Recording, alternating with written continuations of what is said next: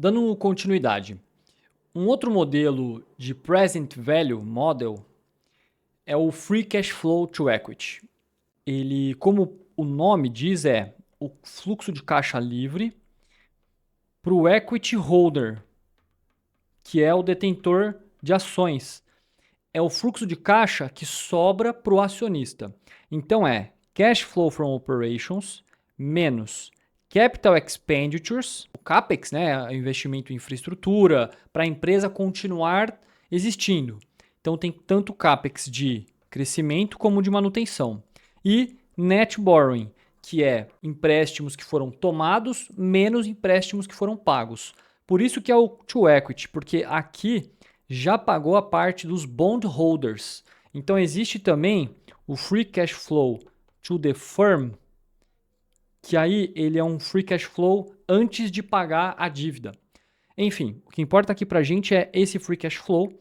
Ele, abrindo o cash flow from operations, a gente está falando que é net income, que é o lucro líquido, plus non-cash expenses, por exemplo, depreciação e amortização, menos o working capital investment.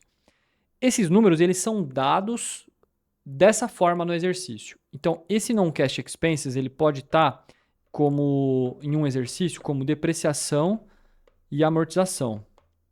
O working capital investment ele vai aparecer nos exercícios como o working capital.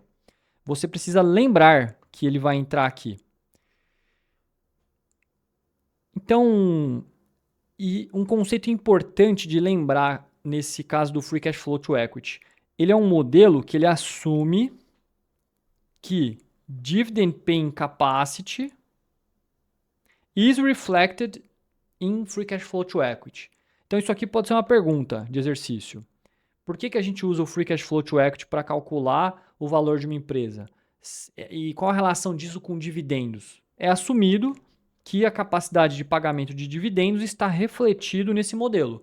Então, basicamente, o que sobrar é o potencial da empresa de distribuir em dividendos. Por isso que esse modelo ele é usado para fazer o valuation de uma empresa do ponto de vista de common shareholders, que são investidores que esperam receber os dividendos. A gente falou sobre o expected return para calcular fluxo de caixa de dividendos, e nesse caso é a mesma lógica. Você vai trazer um fluxo de caixa futuro para o presente e você precisa de uma taxa de desconto, aquele required return. Como que é calculado o required return? Pelo CAPM. Tem vários métodos, mas o que é falado aqui nesse caso da aula de valuation de equity é o CAPM. Então, expected return equals risk-free rate mais o beta vezes o market risk premium. Então, expected return igual a risk-free mais beta vezes o market risk premium. O market risk premium ele é o expected return, market return. Então, por exemplo, aqui poderia ser o S&P 500. Qual que é a expectativa do S&P 500? Menos a risk-free, que aqui normalmente é Treasury. Então, por que esse modelo faz sentido? Passando bem rapidamente. Veja, se eu estou calculando o retorno esperado de uma ação, primeiramente, ela tem que ser maior do que o retorno de uma Treasury. Porque se for igual, eu fico na Treasury. Então tem que ser maior. Certo, mas qual que é o fator que vai fazer ser maior? Tem uma variável que está relacionada à própria empresa, que é o beta, que nada mais é que a correlação da variação de preço, por exemplo, do S&P 500 com uma ação, por exemplo, como da Apple. Então, o quanto a Apple variou e quanto o S&P 500 variou. O tanto a mais que a Apple variou é esse beta. Então, é a correlação que você já estudou, provavelmente já estudou em métodos quantitativos no CFA ou em outras certificações também. Então, essa variável ela vai aumentar ou diminuir o prêmio de risco de mercado, que é o S&P, como a gente falou, menos as treasuries, por exemplo. Então, de forma bem objetiva, para a gente não gastar muito tempo aqui, até porque isso também vai ser falado em Corporate Finance, o CAPM é isso, e a gente vai usar bastante.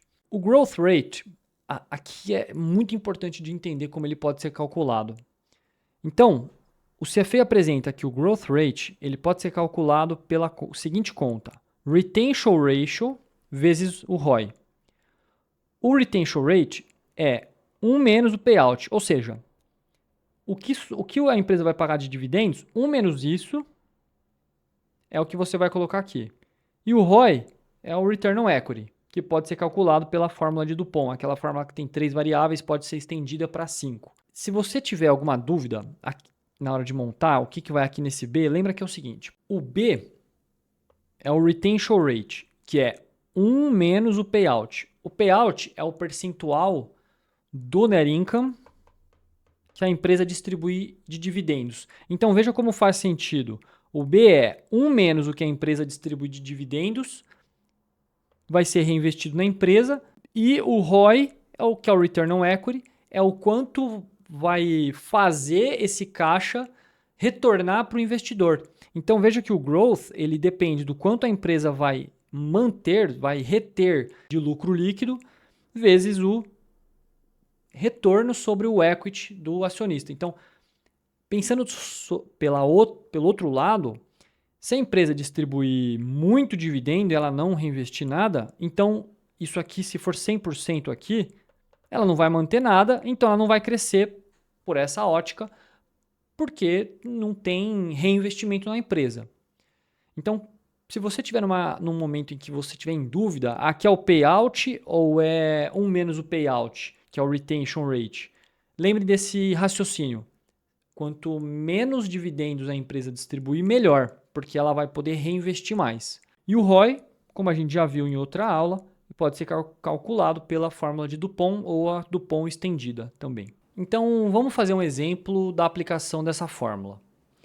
Uma empresa divulgou que o Next Year's Earnings Per Share é $5, o Return on Equity é 15, o Dividend Payout é 40 e o Required Return on Shares é 12. Então, dá para a gente aplicar o G pelo seguinte: a gente tem o ROI e a gente tem o Payout, que a gente precisa de 1 menos esse cara aqui. Então, 0,15, que é o Return on Equity, vezes 1 menos 0,40, que está aqui, a gente chega no Growth, que é 9%. Por que a gente precisa? Porque para calcular o Intrinsic Value, a gente vai precisar do Growth aqui embaixo na fórmula de Gordon. A gente precisa do numerador, que é o próximo dividendo. Nesse caso, ele já deu Next Year's Earnings Per Share. Então, o Expected Dividend vai ser o Expected Earnings vezes o Payout. Então, não precisa calcular o vezes o 1 mais G aqui em cima. Não vai precisar, porque ele já te deu o Expected Earnings. Cuidado com isso aqui. Então, é 5 vezes o Payout, que é 40%.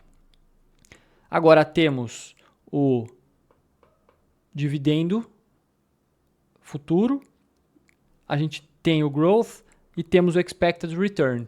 Então é só calcular o Intrinsic Value, a gente chega em 33,33. Aqui a gente tem o Return on Assets de 6%, Total Asset Turnover 2%, Financial Leverage 3% e o Dividend Payout Ratio é 55%. Então a gente aplica a fórmula, mas veja que tem um ponto importante aqui para perceber. O G, então, é ROI vezes B. O ROI, por sua vez, pela fórmula de Dupont, é Net Margin vezes Asset Turnover vezes Financial Leverage. E o B é 1 menos o Payout. Só que veja, ele não deu Asset Turnover e não deu Net Margin, mas ele deu Return on Assets. Então, se você juntar essas duas fórmulas, uma em seguida da outra, você vai ver que isso aqui, essa vezes essa, é exatamente essa daqui. Então, isso aqui a gente faz virar ROA, vezes Financial Leverage, vezes 1 menos Payout, coloca as variáveis aqui, a gente chega em 8,1%. A gente fica por aqui, na próxima aula a gente vai discutir os Multiplier Models.